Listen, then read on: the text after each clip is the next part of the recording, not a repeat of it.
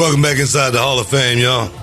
I told you guys I had a very, very special guest that was going to be stepping inside the Hall of Fame with me tonight, and perhaps soon to be stepping inside the actual Hall of Fame. Yeah. One day, and that one day is going to be real soon for this young man. Guys, welcome inside the Hall of Fame right now, Kofi Kingston. What's going on, Kofi? Yeah, what up, y'all? What's up? Hey, man. Should I say, Sir Kingston the Brave? Yes. Yeah, man. Yeah. I tell people all the time, man, that was a bucket list thing for me to do in my career, because King Booker is probably one of my all-time favorite characters of all time. And the fact that we got to do that, if it all ended tomorrow, I would have lived my dream by having King Booker knight me. No, you know what I'm saying? No, man. It's a pretty cool thing. We still got a whole lot more to go, man, as far as the career goes, man. I tell you, man, let's get right into it, because I know you're busy, man. It's WrestleMania. Almost the week of, this is the week of, almost that day of, and it's so close, man. And it seemed like WrestleMania, those 364 days go by so quick, and we're already back again, and it's all time to do it all over again. And Kofi, now you're in a position where, man, this night right here is, really, really big. But let's go back to how it started, because I tell you, your career almost seemed like it parallels my career in so many different ways, as far as my wrestling career. I mean, because you're a guy that started out, just going out there and performing. And by going out there and performing, things just seem to happen for you. I was just looking at some of your stats. Right now, you're already up to 15 title reigns. And I'm up, I got 35. And I did it, and I did it quietly. I really didn't think about the championship reigns or anything. I just thought about going out there and performing. And for so many years, that's what people saw out of Kofi Kingston. They didn't really think about the title reigns, the championship reigns, or anything like that. They thought about your performances on those big nights when you went out there and shocked and amazed the crowd, man. What was your thought process when you first, got a chance to actually go out there and show the crowd what you could actually do? It's crazy. This whole past 2 months has been amazing. You know what I mean? In general, like you were saying, my goal has always been just to go out and perform to the highest level possible, no matter what the role it is that I'm given. You know what I'm saying? Whether it be in a backstage pre-tape or a promo, or being in the ring in a match, or even having 2 or 3 minutes on TV. I always try to maximize my opportunities over the years. And it's one of those things where I feel like a lot of people, it's very easy to get upset with where you are in your career, or even bitter sometimes, because you feel like you deserve more. And you might stop trying. You know what I'm saying? You might go out there and give a little effort, a little less effort than you normally would, because you think, oh, well, it doesn't matter anyway. You know what I'm saying? If I'm only going to be here, I feel like a lot of people might have that attitude. And I've never had that attitude. I've always just tried to go out and be, the best I can possibly be. You know what I'm saying? Yeah. And it's one of the things where you always keep your blade sharp, because you never know when an opportunity is going to come up. And for me, that opportunity unfortunately came at the expense of Mustafa Ali, or just Ali now. Excuse me. Drop his first name. No more first name. No more Langston. No more Mustafa. Just Ali. It's going to be just going to be Kofi after a while too. It's just going to be Ko. Or just a K. You know what I'm saying? I don't know. I can't lose any more letters to my name. But it's one of those things, man, where I always try to stay ready, and I just got the call out of the blue, and they said that Ali was hurt, and that I was going to replace him in the Elimination Chamber, and there was going to be a gauntlet match to see who the last person to come out of the pod was, and that was going to be in 2 days, and they told me I was going to be in that, and probably going to be in there for an hour and some change. And they asked if I was okay with that. And why would anybody say no? You know what I'm saying? Right. Yeah. I said, of course I'm ready for it, and the rest, I guess, is history. So much has happened. It's been such a roller coaster of emotions and just ups and downs. I think a lot of people don't realize how much chaos there is involved in what we do. They see the finished and polished product on television. They think like, oh, man, these guys, there was this huge, big plan to get to this point. Oftentimes, we don't know what we're doing until like midway through the day. Sometimes we find out what we're doing, and then all of a sudden you get on TV and it's completely different. So, of course, that was how things were going with me in this past 2 months. It's like, okay, we're going to do this. No, we're going to do that. No, we're going to have this. So we're going to do that. Oh, it's going to be live. No, it's going to be taped. No, it's live again. Here we go. So there's a whole bunch of just like emotions that nobody will ever even know about. You know what I mean? A lot of roller coasters in addition to the emotional roller coaster and the story that we've been telling on TV. But it's amazing to be a part of it, especially having grinded for so long for this moment, to be at WrestleMania. Number one, it's so hard to get a singles match at WrestleMania. I've never had a singles match at WrestleMania. There's so many people who have had so many great moments at WrestleMania, and none of them involve singles matches. I never knew that. Me to be able to go out there and have that is amazing in and of itself, let alone like for the WWE Championship against somebody with such accolades and such talent as Daniel Bryan. It is awesome, and I'm enjoying every single moment of it. And I definitely realize just how rare and how fortunate, how rare the opportunity is, and how fortunate I am to be in the midst of it all right now. No, me and Brad, we was talking about preparation, man. Preparation, that's the only luck you're ever going to have. I talk about that all the time here on the show. Winning by attrition, somebody might go down. Somebody might get hurt.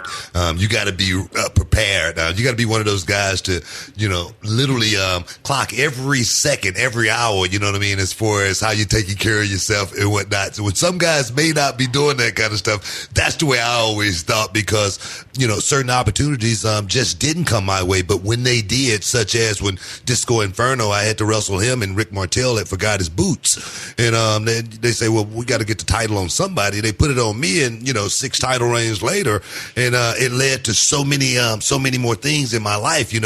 I tell you, man, how hard was it though? I tell you, Kofi, because I've been in that position. How hard was it, to just stay the course when you see everybody else, getting a chance to, dance at the big party, and you're the guy that's kind of like sitting on the sideline? Because I've been there. How hard was that for you? It's definitely, it's very hard. Over the years, you think a lot of times that things are going to start to get going, and then the next day they don't, they slow down. So it's a lot of ebbs and flows, ups and downs, peaks and valleys, For me, I can remember specifically my first WrestleMania being in the Money in the Bank ladder match and having a really good performance and being able to do some things that had never been seen before.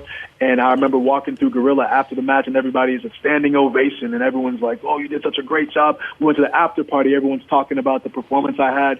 And then the next day I wasn't booked on Raw.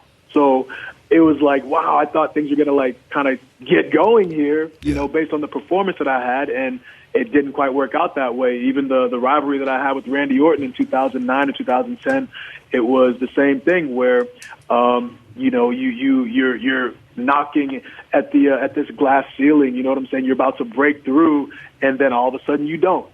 So it's very frustrating to give it your all and not be given what you feel is your due. But by the same token, there's the element of that the fact that this is all I've ever wanted to do, and this is my dream, and I just don't have it in me to quit. I feel like the closest time that I've come, or I don't want to say it was like the lowest point of my career, but before I joined the New Day, I was at a point in my career when I would go out there, be the happy-go-lucky guy that was going to have a great match and, probably end up losing, do a few cool moves and then probably end up losing the match. And at a certain point, when you keep going out there and you're doing the same thing over and over and over again, it just gets kind of repetitive. It gets kind of boring. And it was at that point where I didn't know, like, how much longer I would be able to do that. But at that time, Woods and E had gotten together, and they were thinking about putting together a group of guys who were not happy with their positions with the company, and they wanted to get a third guy in it. So they approached me about it, and the timing was perfect. I was, number one, so ready to try and do something else, and then at the same time be able to kind of pass on a little bit of knowledge or whatever knowledge I had to some younger guys and help them to achieve a little bit of the success that I had achieved at that point in my career. And as we started to travel together and we started to hang out together, we just realized like how much we had in common, how much chemistry we had. You know, we like a lot of the same music. We, you know, eat a lot of the same foods. We have a lot of the same mindsets. We all wrestled in high school. We have a lot of the same stories of our upbringing and stuff like that. So there was just a lot of common threads that really just linked us together. And we just went through so much in trying to get this group off the ground. And we just started having like actual fun. And I thought I was having a lot of fun like with the first 5 years of my career. And then I get with Woods and E, and we just start having so much fun. And then, you know, with the New Day, everybody wants to have fun with us when you see us out there, and we have all that chemistry and we are out there looking like our characters, quote unquote, are having fun. It's actually us having fun with each other, and everybody wants to get in on it. So I think that's really what allows us to stand out.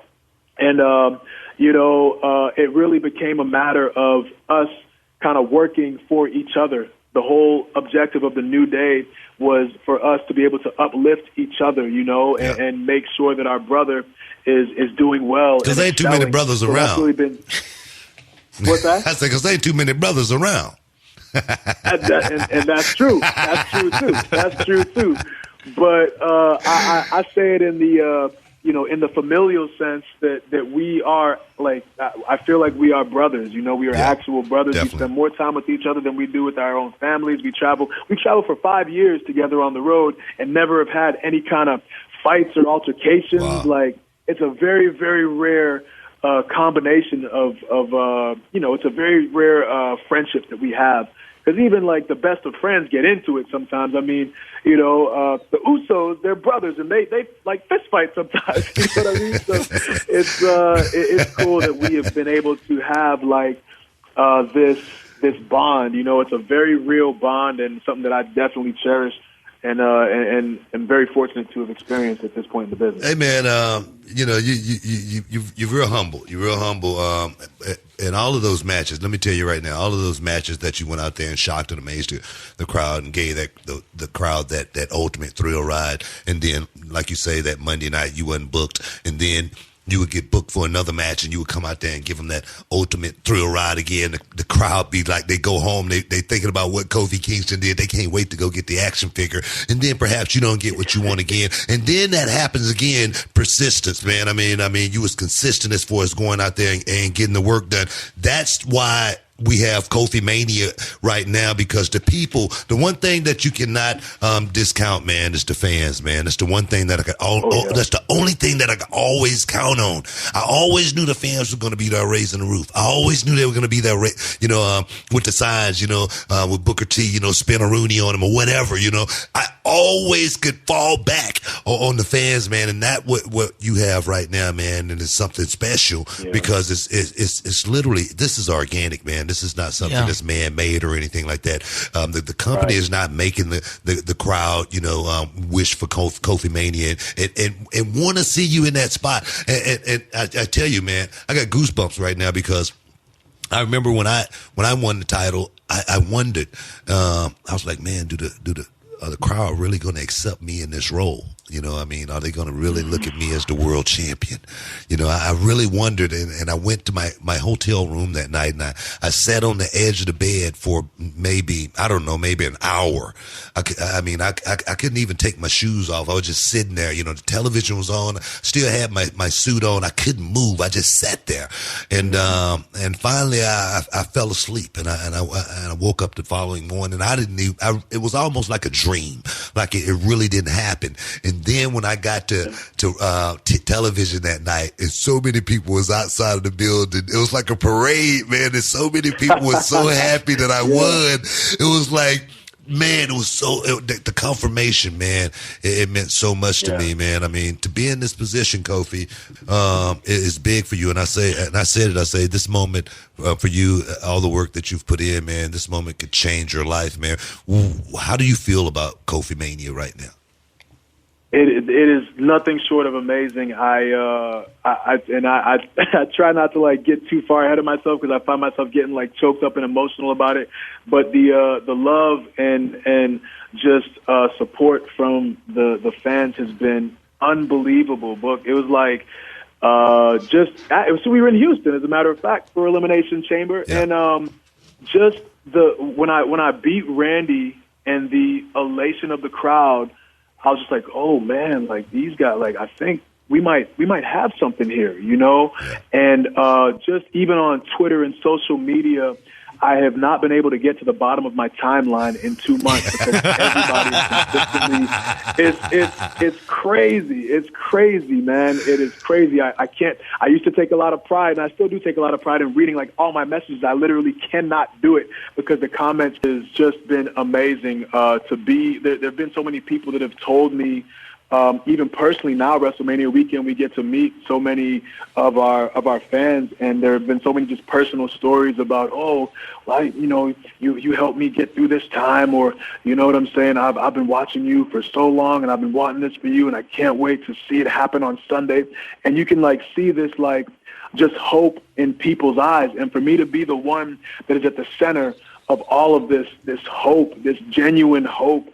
And it's overwhelming, and it's the story that we're telling on television is meaningful in so many different ways. You know, hope for people who look like me being in this position. You know what I'm saying? It's awesome to be that beacon of light to a kid who looks like me can look at the television and see someone like me in a position of success. You know, for me to be able to motivate somebody like that. But then it's also somebody who's fought, and somebody who's been told no. And this goes to anybody who has been just, had to fight for something that they believed in and has had so many obstacles put in their way. They can look to me and see that it's possible to overcome these obstacles because they see me doing it, and even like people on the roster, like I was saying before, it's very easy to become jaded or become bitter with where you are in the company, and they, look to someone like me who has been grinding for 11 years. And now that I'm getting to be in this position, it gives the people on the roster hope that anything is possible, man. Like if you just go out there and give it your all every single time, no matter what. Like I've always said that the only thing that I can control is myself and my work and how I perform out there. That's the only thing I can control. The booking and all that stuff is, I can't do anything about that. Things are going to happen the way that they happen. But what I can control is my performance and the way I go out there and how much I put into every single match. And it's awesome, again, to be the person that people can look to and say, hey, man, if you believe in yourself and you work really, really hard, you can be in that top position, So I take a lot of pride in being that symbol for so many different people. And hopefully on Sunday, things go my way. But we'll see. I'm just still trying to take it one day at a time, man. Yeah. And just taking it all in stride and really trying to enjoy it. It really is, though, to me, Kofi, you're the embodiment of the lesson the Booker imparts on all of his students, me included. Preparation is the only luck you're ever going to have. And when Ali went down, you were prepared for that moment. And I was there, Kofi, in Houston, sitting in the stands, me and the director of reality wrestling. We've seen thousands of wrestling matches, years and years of wrestling matches. And you had us on the edge of our seat. The electricity in that building, Booker, was off the charts for Kofi. And I think it was just the perfect series of events to get here, Kofi. And everybody, like you said, everybody across the board is rooting for you this Sunday. Yeah, definitely. Yeah, definitely, thank you, man. Yeah, it really is. It's nothing short of amazing. It's just awesome to feel that love. It's a really, really incredible thing. Man, I know you're busy, man. I know you got to get some rest as well. I mean, it's WrestleMania week, man. Rest is very important. But before I get before I get you out of here, man, it's been a lot of guys, man. I mean, like I said, I remember winning that title and being a young black man myself, knowing what I was doing and who I was representing for, and knowing that there was so many young men as well as young women out there looking at me from all races in between. I was trying to set an example, and I tell you, it's been so many guys of African American descent that have come along in the business that you would think, man, this guy's going to get the shot, this guy's going to get the shot, and none of those guys got the shot. And Kofi, you're getting the shot, and I tell you, no one could be more deserving. I'm so happy for you getting this opportunity to go out here and do something that so few that walk this earth get a chance to do, and that's not perform at WrestleMania. That's to change people's lives, man. So I want to say thank you for that, man, and I want to say thank you for stepping inside the Hall of Fame and giving me some time, man, and on Sunday night, man, I'm going to be pulling for you, and all I can say is good luck. I ain't going to jinx it or nothing like that. Good luck. Go out there. Go out there. You, man. Go out there and shock and amaze, man. Go out there and shock and amaze. Steal the show, man. Steal the show, and tell all them suckers, man, follow that if you can. You know what I'm saying? Most definitely. Most definitely. Let's go. Most definitely. Let's go, man. I appreciate you, man. Thank you so much for having me on the show, Book. You got it, bro. I'll see you on Sunday.